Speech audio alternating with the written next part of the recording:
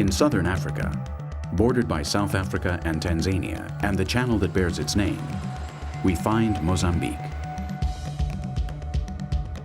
The capital, Maputo, has a population of 1,300,000 and is its political, administrative, and judicial center. As happens in the majority of underdeveloped countries, the capital is overcrowded with immigrants from the country's interior, where the opportunities for work are very few.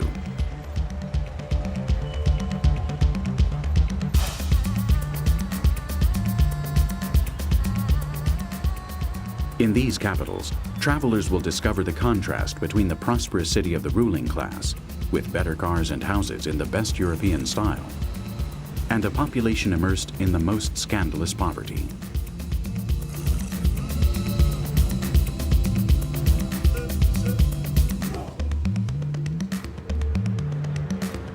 The poverty rate here is 48%, and life expectancy is 42.9 years, the lowest on the continent.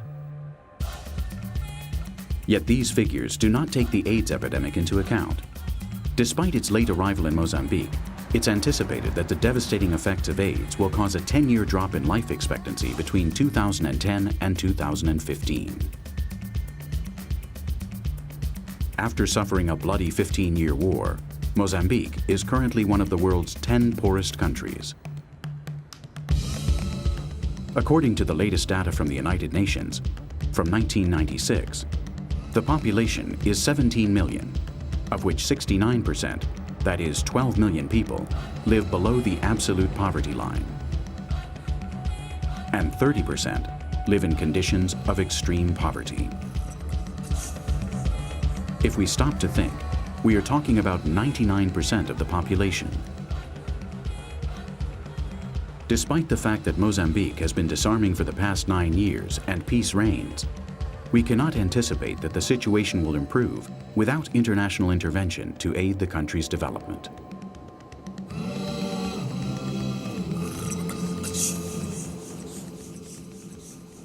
The lack of an economic infrastructure means that social instability is a latent factor, particularly as a result of the natural disasters which have recently left 80,000 families utterly destitute.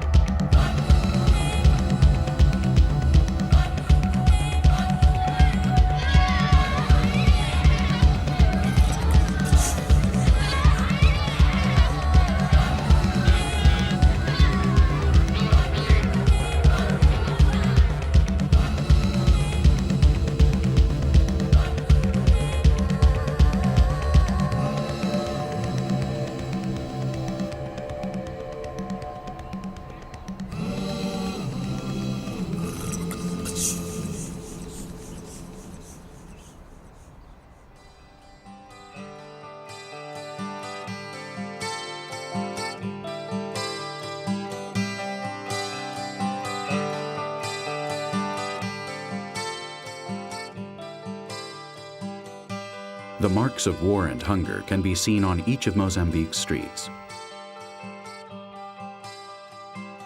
In making this film, our team was witness to truly heartbreaking scenes. It is difficult to report without being affected by what you see or becoming involved with the people.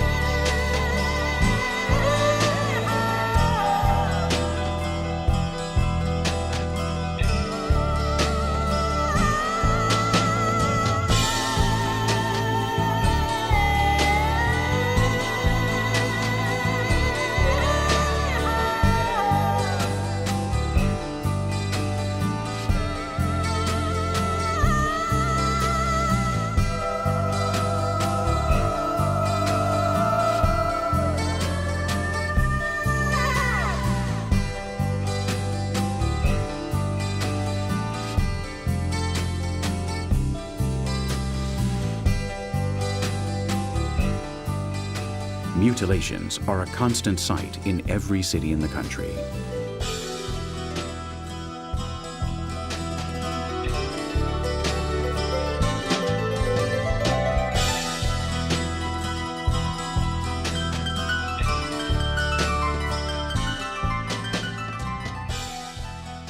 Disease, extreme poverty, and the inhuman conditions under which the population lives, lacking even the most basic sanitation, make it necessary for developed countries to take immediate action on all fronts, bringing in aid to provide some relief for this people.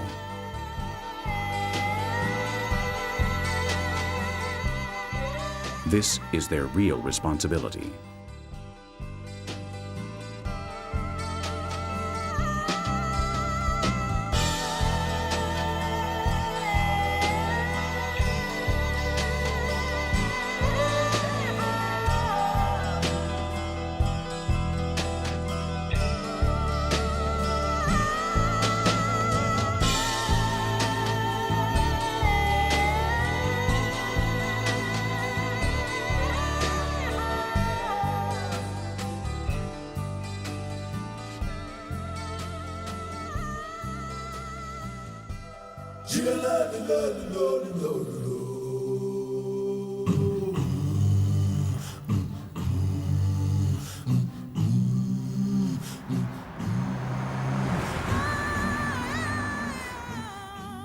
As in most cases, the consequences of war take a great toll on the children.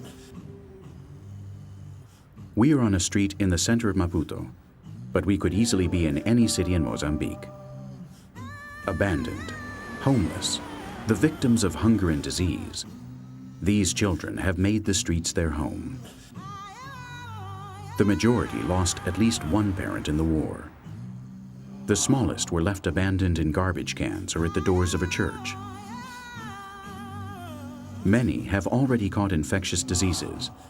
32% drink, and there is an extremely high rate of alcoholism.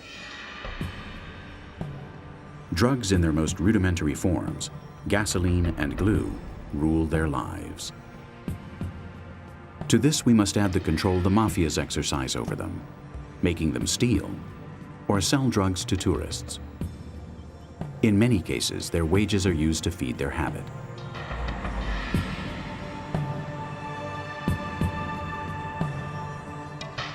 While the most heartrending scenes occur in important cities like Maputo and Pemba, in the interior, the situation of the children is still very alarming.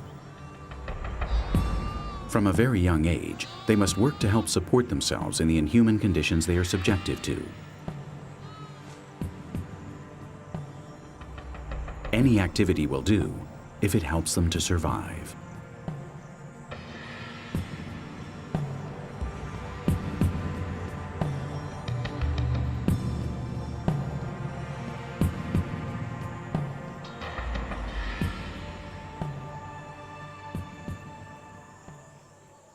In our travels, we reach the outskirts of Montepuez, a town located in the south.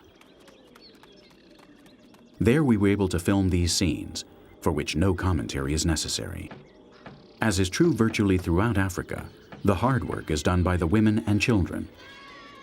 Nearly naked, with the little clothing given to them by different organizations, they eat but once a day, a simple tortilla. The presence of our cameras is perhaps the most important event of their lives. Malnutrition rates are alarming. The majority of the population lives below the food poverty line. They receive only 55% of the 2,200 calories a person needs daily. Infant mortality is 166.9 out of every 1,000 live births. And cholera, diarrhea, malaria, and any number of infectious diseases do the rest.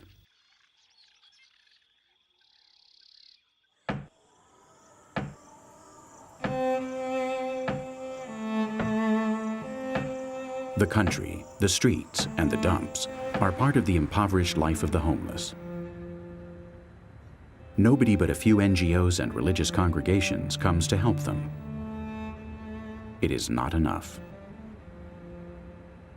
Mozambique's sanitary conditions, low life expectancy, lack of access to health services and high infant mortality, malnutrition, and maternal mortality rates are all without a doubt a cause for despair. Some governments, such as Spain's, have implemented different programs to improve diet, health, and education, either alone or in conjunction with NGOs, but this is the reality.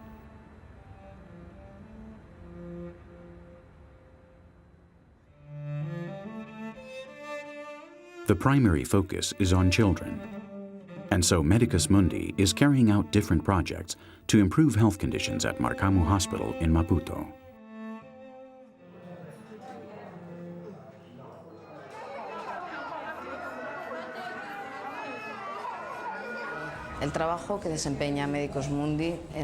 The work done by Medicus Mundi at the José Macamas Hospital in Maputo, in terms of pediatrics, we provide care.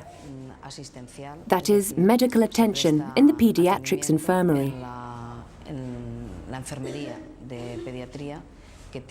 which has 92 beds, although generally there are many more occupants.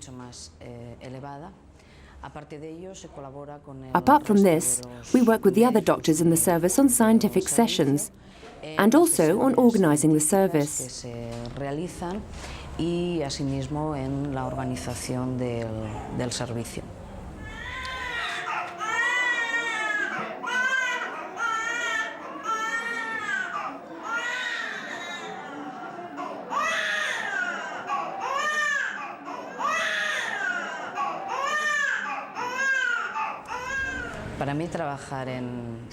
For me, working with Medicus Mundi on this project has been an experience on both a personal and a professional level. Many times it also means a professional challenge, because our regular lack of materials forces you to make up for this lack with your intuition, with your clinical skills.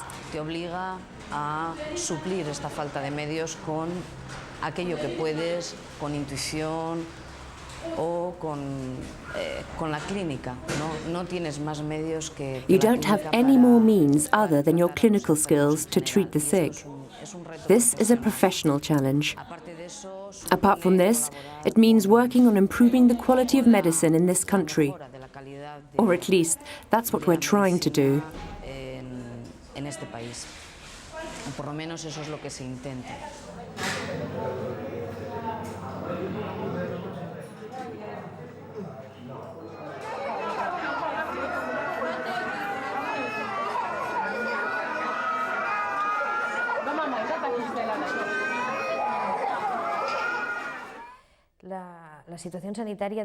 Health conditions in Mozambique are another of the alarming things about the country.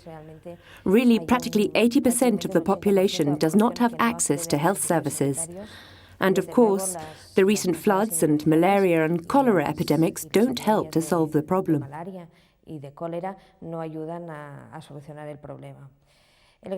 One of the great problems is that proportionally, only a very small part of the budget is dedicated to Mozambique. In part, this is because there are no resources. Remember that in Mozambique, 70% of the GDP goes to debt payments. This money, which is used for paying off debts, could easily be dedicated to matters such as health or education, which are so necessary for the country, and which have definitely not been dealt with up to now. The principal causes of infant mortality are malaria, diarrhea, respiratory infections, cholera, measles, tuberculosis, and tetanus. Vaccination is absolutely imperative. Children in urban areas are more vulnerable to diarrhea, cholera, and tuberculosis. And it is cause for alarm that infant mortality as a direct result of AIDS-related infections is over 20%. Dehydration is also a mortal enemy of childhood. The absence or scarcity of potable water has reached unimaginable limits. Fertility rates continue to be very high. Terminating a pregnancy is illegal in Mozambique, except when there are medical reasons. This means that at the age of 19, 40% of women are either pregnant for the first time or are already mothers.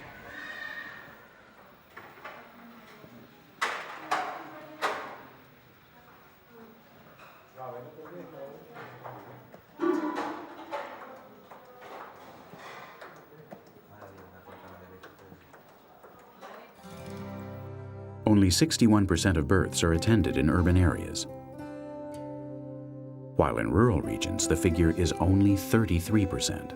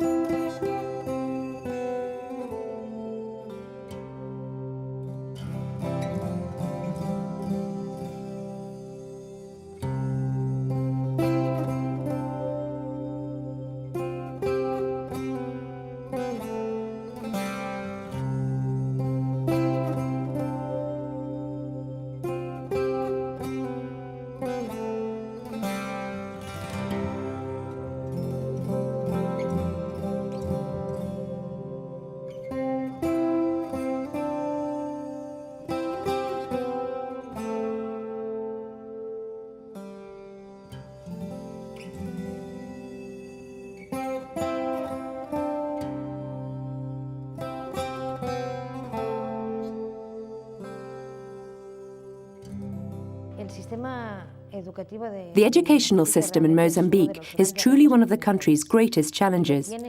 This is not only because few resources are still being dedicated to education, but also because a significant thing holding them back is that literacy rates are very low.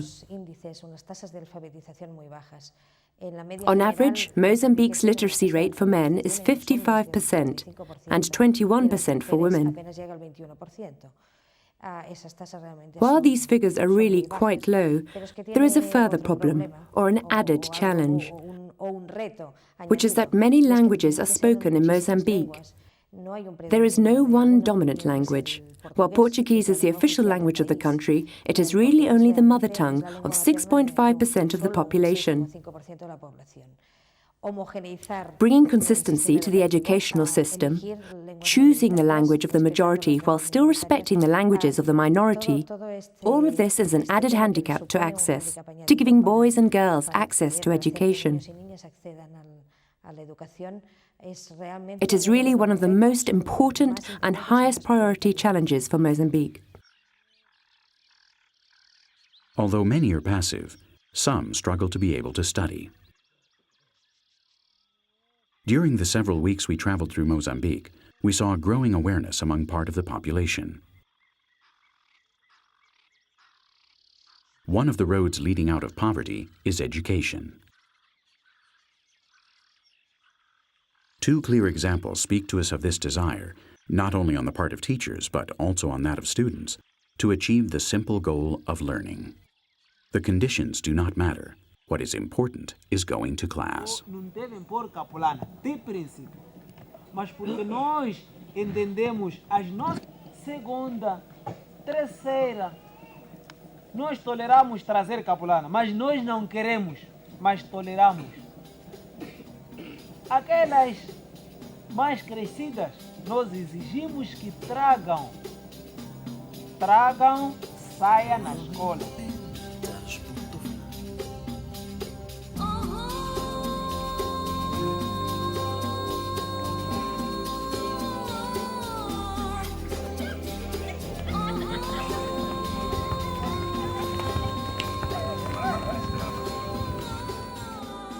The Cabo Delgado Training Center, created with the support of the Spanish government and Medicus Mundi, is trying new methods.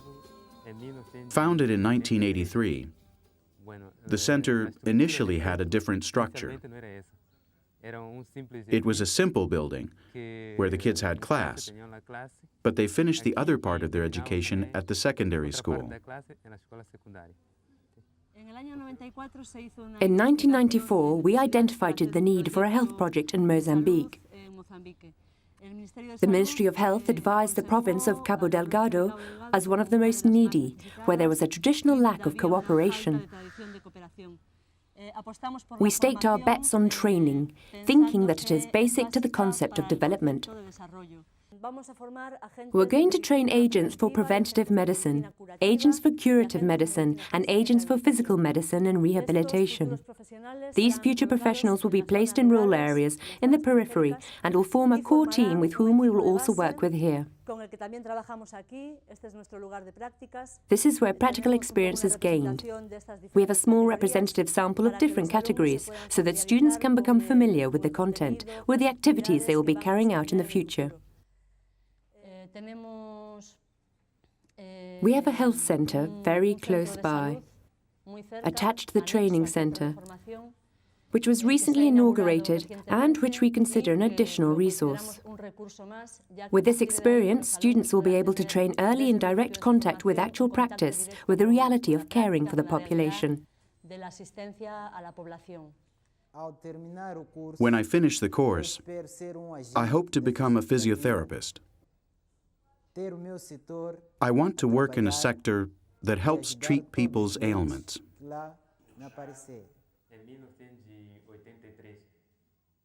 The course for new health professionals not only trains the students in technical and scientific knowledge, but also makes them aware of the reality faced by their country.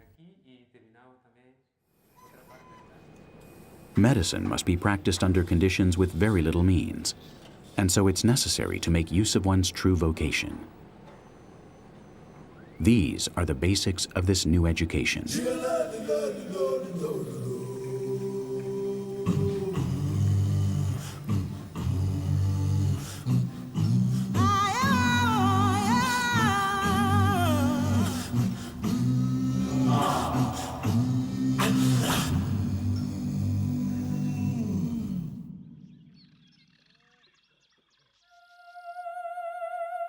If the great variety of languages is interesting, and in many cases cause for confusion, this is no less true of religion in Mozambique. According to 1996 United Nations statistics, Catholicism is the strongest religion among the population. 23.8% are Catholics. However, the Zionist Church is an important contender with 17.5% of the population. It is more important in rural areas, where 37.4% of the people are Zionists.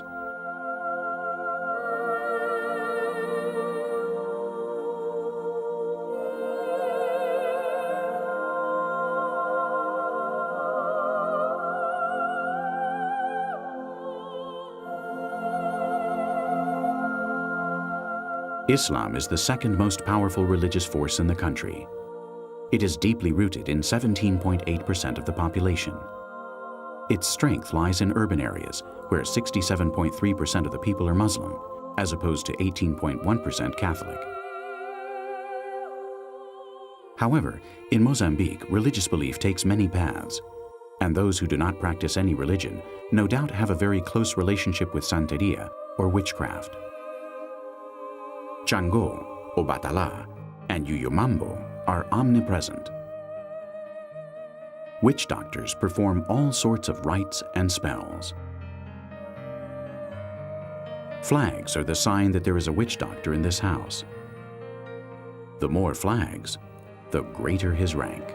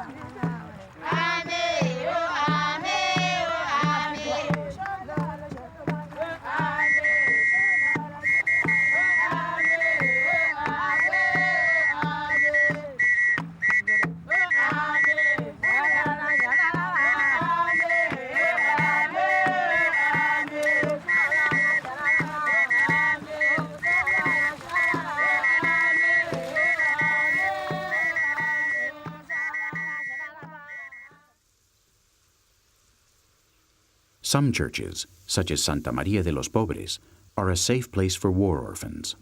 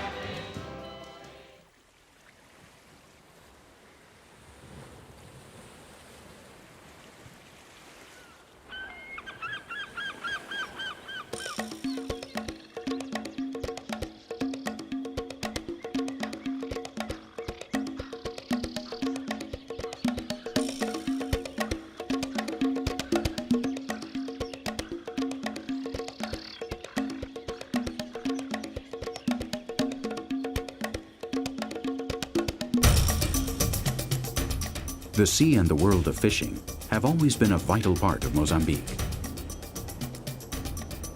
Men and women have an intense relationship with the sea. It is a part of their lives.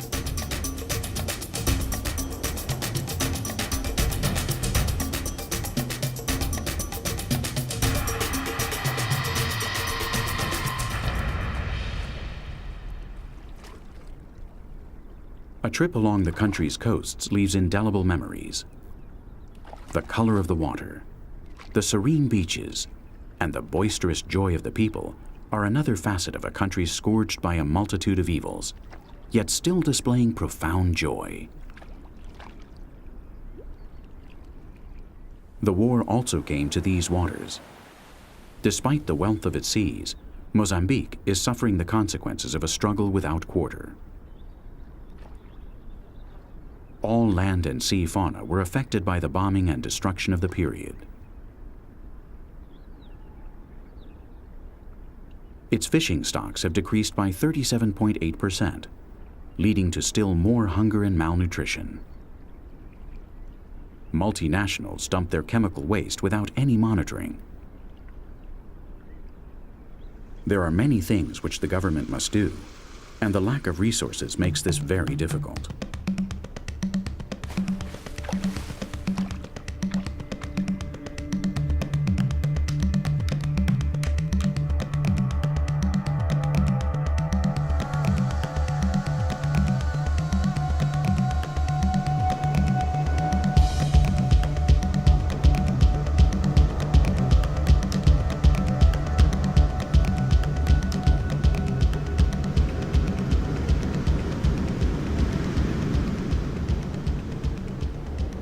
The beaches often serve as meeting places. While the women await the arrival of the fishing boats and fresh, good quality produce, the children play and run along the beach, waiting to help unload and earn a few cents. It has been a good day. The fishing was excellent. All that is left to do is wait.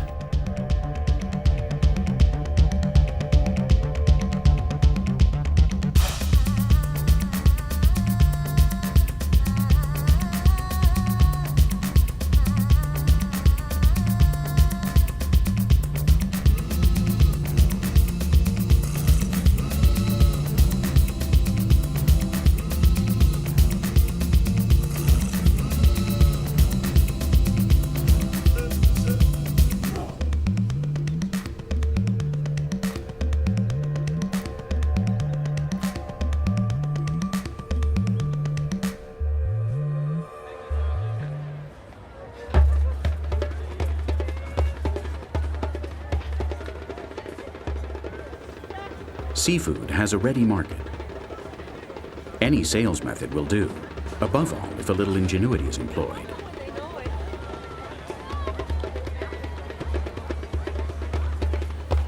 In this fish market, as they call it, there are a variety of good quality fresh products.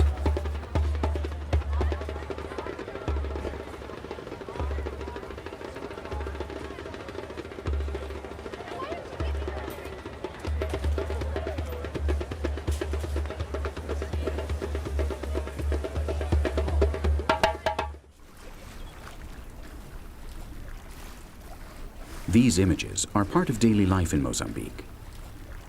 Many economists maintain that Africa's economy is driven by its women and children.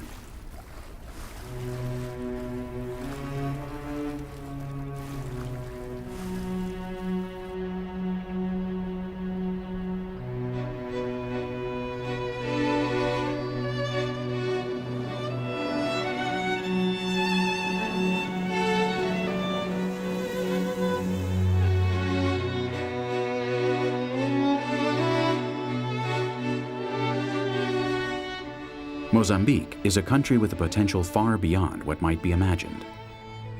Despite a weak economy and 15 years of war, Mozambique has some of the greatest possibilities on the African continent. In recent years, foreign investment has increased by 12% against 1998 figures. Mozambique has a wealth of cultures, a variety of customs, and above all, despite everything, a relatively ordered society. Every action in the everyday life of Mozambique shows what we're trying to show with these images, that the country's wealth definitely lies in its people.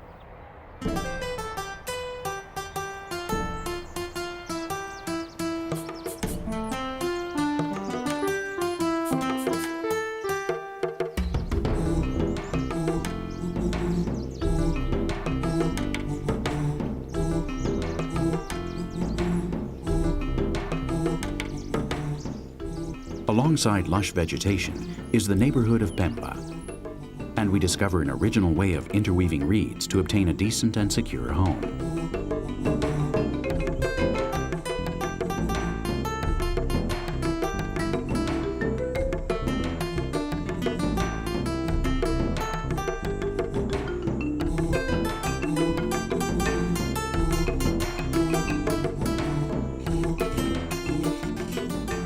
Inside, pau preto, or Mozambique ebony, is carved, creating magnificent handicrafts.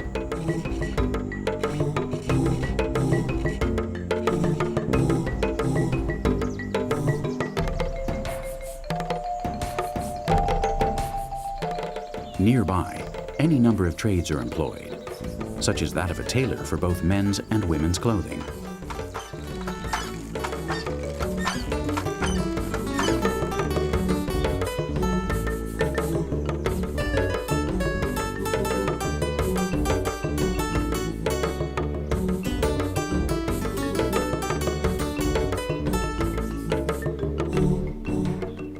The women always perform the most difficult tasks.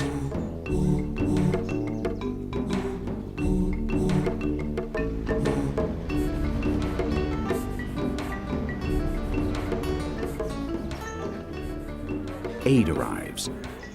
The moment is much awaited, although those with more money can buy better things in the market.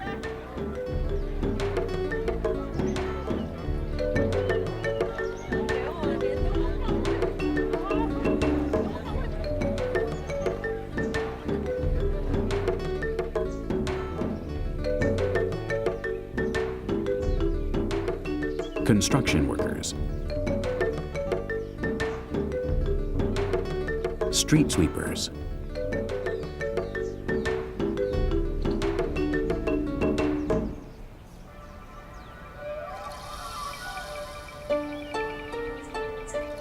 and the interminable and inhuman wait for a few small bottles of hot and generally contaminated water. But that does not matter. The only thing to do is to be there when the old train stops at the platform in the middle of the savannah. The temperature was 43 degrees Celsius. Nothing else mattered except getting on the train to reach the promised land, South Africa.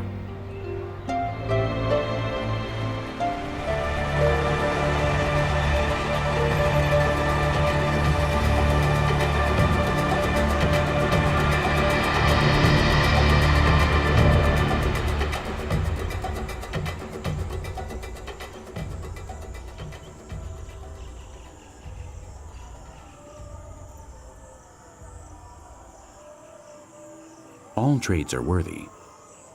The Mozambicans have a reputation for being hard workers. The value of their labor is recognized in neighboring countries. The great stars are the carvers of African art. They are considered stars because their craft brings foreign currency into the country. From their hands emerge authentic works of art, created in the most traditional manner. The curious thing is that most feel themselves to be the chosen ones, making it difficult to deal with them.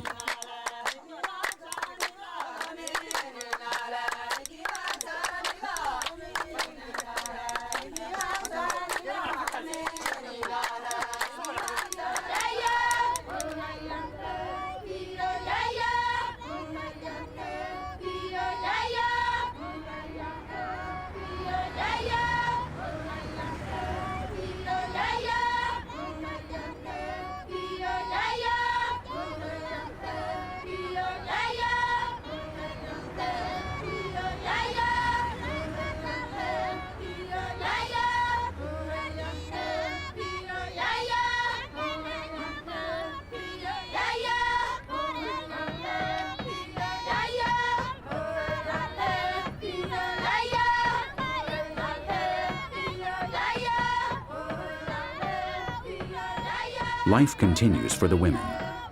Peasants and everyone in this society dream of a peaceful and prosperous land. The international community and its governments are the ones who must help make the dream of a great Mozambique come true. With these images, we have sought to communicate the general idea of a country in a state of emergency.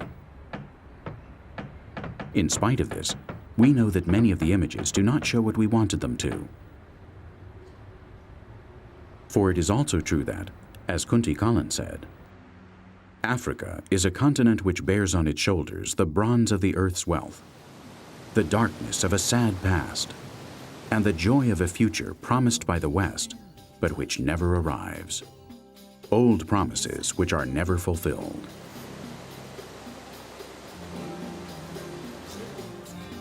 Mozambique was created by a painter who thought up and designed its every nook and cranny with the hope of creating the African paradise. This legend probably holds no truth, and for that is a legend. What is true is that discovering Mozambique, despite of all its troubles and suffering, is a fascinating experience.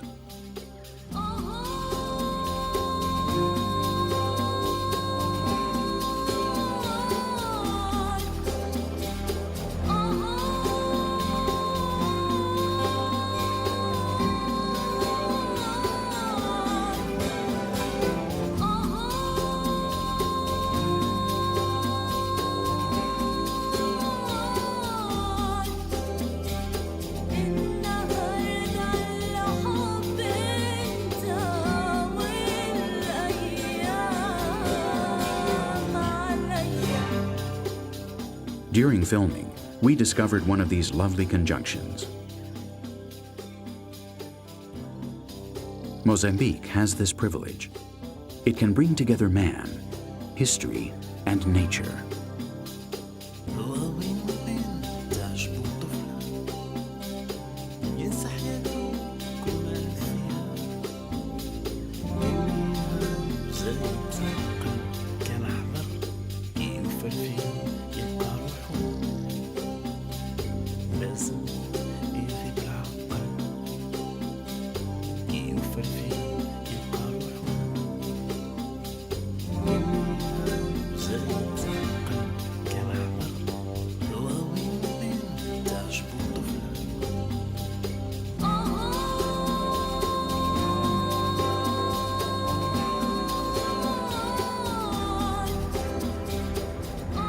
Mozambique is still alive. We are watching the progression of the bridal cortege and guests at a Saturday wedding. The colors and songs make for a startling spectacle. Among the joy, we see the bride's concentration, as her wedding is the most important event of her life. Both before and during the ceremony, she must have considered the nature of her new life.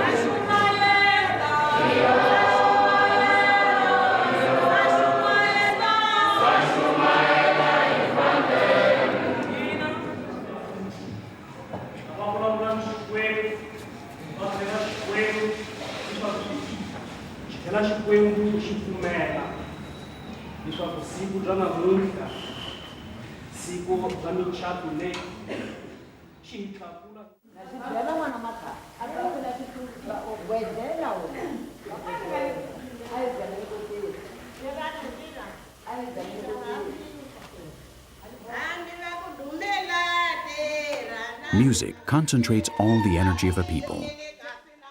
In Mozambique, any time is a good time for music.